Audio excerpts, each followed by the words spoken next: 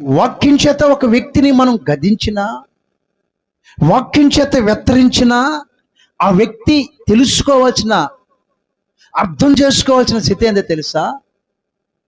పరిశుద్ధాత్మ దేవుడు నాతో మాట్లాడుతున్నాడు. దేవునికి స్తోత్రం.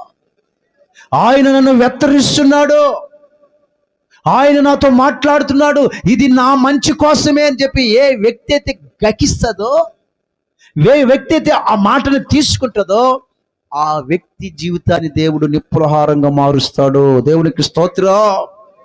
హల్లెలూయా. అట్లా లేకుండా దేవుని వాక్యనితో చెప్పేటప్పుడు నువ్వు పెడచెవిని పెడతారు. కొంతమంది పెడచెవిని పెడతారు. వాళ్ళ స్థితులు మీరు గమనించండి. కావాలంటే నేను చెప్పడం కాదు, దేవుని మాటలు పెడచెవును పెట్టిన వాళ్ళ స్థితులు మీరు గమనించండి. ఎక్కడైనా, ఏ ఊళ్ళో అయినా, ఎక్కడైనా కూడా మీరు గమనించండి.